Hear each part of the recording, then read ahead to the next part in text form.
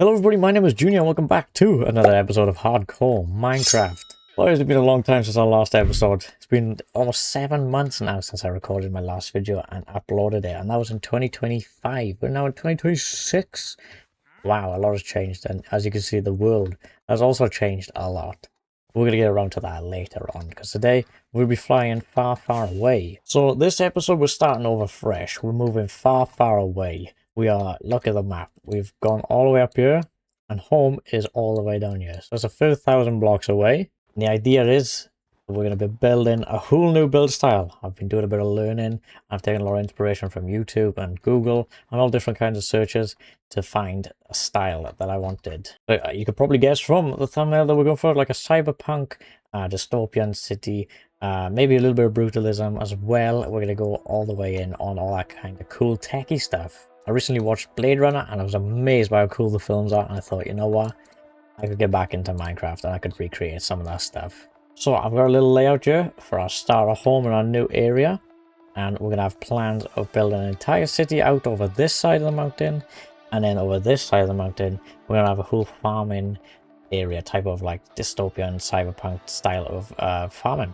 It's going to be a big project. It's going to take a long time, but that won't stop us because we're already 1,255 days into this world. So what we're going to do now is collect all the materials up and we get building. So with all the materials gathered now in these 4 shulker boxes, it was quite easy stuff that we could literally just craft up and grab from our storage rooms. And then you're thinking, oh my days, look at all these shulker boxes. What on earth are these materials as well? No, they're not. They're actually for decoration, which is going to be really awesome in this build. And I've got my little sleep station and extra bits and bobs in case we run out of rockets or any food. So I think we should just get straight into building our new cyberpunk starter home.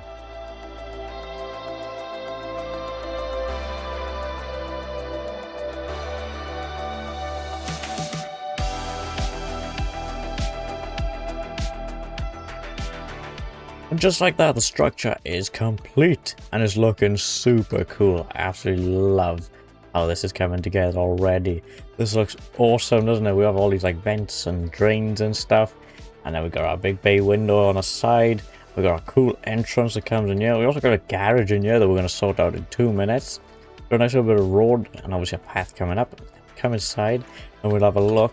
We've got this is an empty shell. That's right, it's a little bit empty right now. We got a lovely view out this window though. A beautiful view right out this window, and then obviously the best view from this room where you can see literally both sides of awesomeness.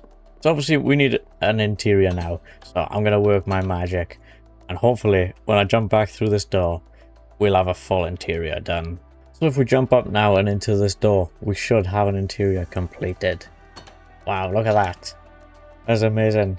We have a kitchen. That looks really cool. We have a lovely bedroom with a nice view still. And we also got this little peephole through here as well. We got a bed, a little desk. We got a nice little shower. There is water in there. It's hard to tell with shaders that there's actually any water in there. But it would look cool if it actually dripped right now. Please do a little drip drip. Nope. Okay, fine. So we come past the kitchen. Got some nice paintings or screens or whatever you want to assume they are. We got this really cool light design as well. I went straight past that. Some storage up here. Another nice view. We got a nice sofa, and this is supposed to be a TV as well. It's sort of like a transparent TV where you can actually see the screen, but you can also see beyond it to the wall. And that's pretty much it for our nice little starter house. And this as well on the front door is supposed to be like an ID face scanner to detect that it's me and that I'm allowed to come in with like access granted. And I think that's really cool. And we could come outside and we look down here and we got our garage with a cool little like futuristic looking motorbike thing. I think that's so sick. Some more storage, a little workbench over here with a cool light design, and that's about it for our decoration. And then I also went and added a good old signal tower. So obviously we're up here on a mountain in the middle of nowhere right now. So how do we power this place? Obviously we need some sort of power tower or whatever you want to call this thing. Super cool. The design for this, I'll leave a link in the description down below. There's a great YouTuber, I can't remember their name right now, sorry, but like I said, links in the description. They've got a bunch of cyberpunk builds that also help me inspire the builds for this world and the projects we're going to be working on in the future for sure. So that's it for all the cyberpunk stuff today. Now we're going to do a little catch up on where I've been for the last nearly 8 months and all the progress I've done on this world, because I think we've progressed maybe 600 days since the last episode, and I haven't shown you anything from that progress. So we're going to do a little bit of a showcase on where I've been, what I've been up to, and how I'm officially back. So I think we'll start from our house and then we'll work around the whole world, because there's a lot of stuff going on everywhere. And so we'll head east first. We'll go this way, and you can see it, we've moved the enchanting station. That's gone now. That's moved over there into that building. I'll show you in a moment. We got this nice tree instead now, and we got this azure sort of field, and I love this. I think this is so cool. That shouldn't be grass, that should be dirt. Uh-oh, I'm gonna have to fix that at some point. Uh-oh. Anyways, this is our sheep farm. Let me show you the wool farm. I think this looks so cool. We come inside, we've got lots of different wool. We've literally got every color of wool being automated through here. So it's super cool and super easy to collect. That was a nice big fun build that I got to do. Then I designed an entire sort of copper sniffer village.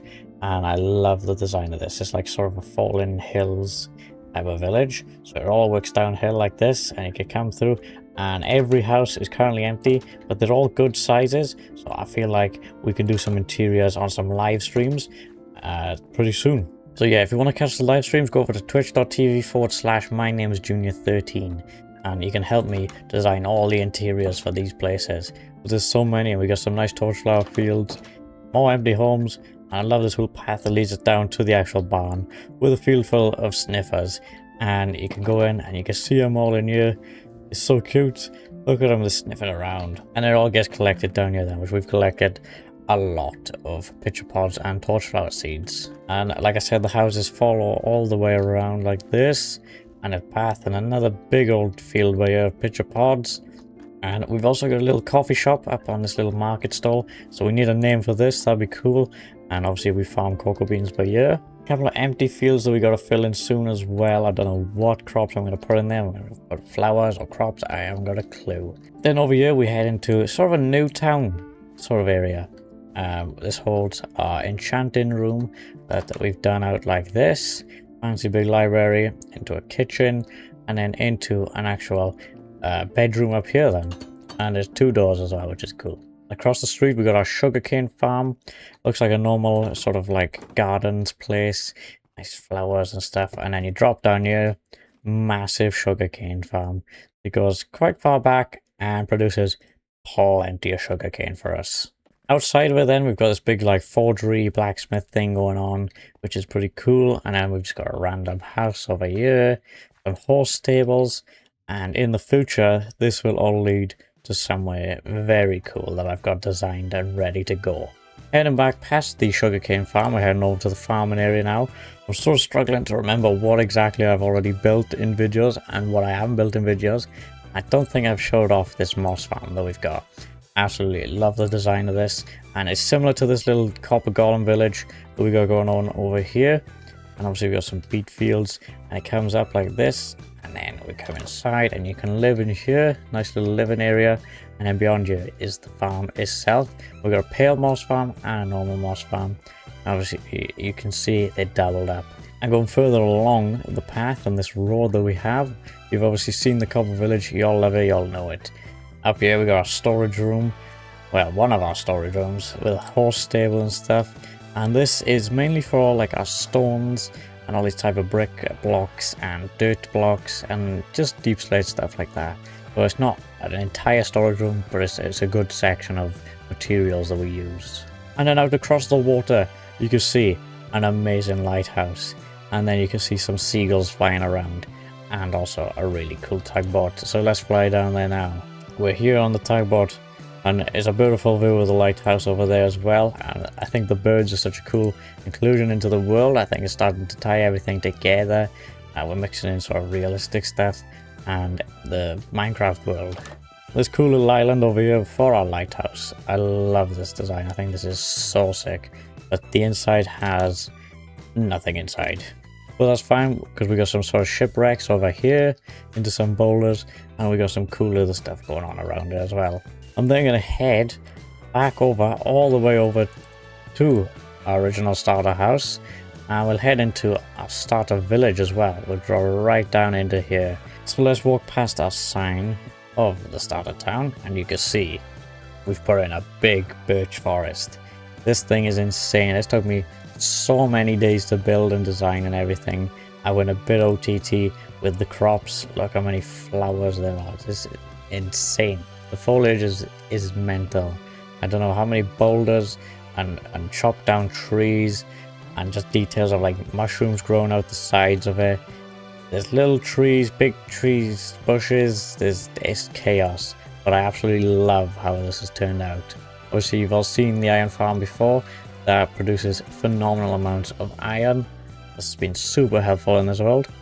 And then this falls all the way down. And you can go this way, which takes you to the village, which we have done nothing over there. So I have plans to do things over there, but I haven't gone anywhere near yet, so because it's so overwhelming and I've been so burnt out. We're coming back through a beautiful birch forest. You can see down by the docks, we've got, or down by the beach anyway, we've got this little beach house thing. You could go fishing. I guess it's more of a fishing hut actually. This sort of room we've got for cooking. And then this is also technically a livable place and storage for like fish and all the things caught at sea. A little office and everything.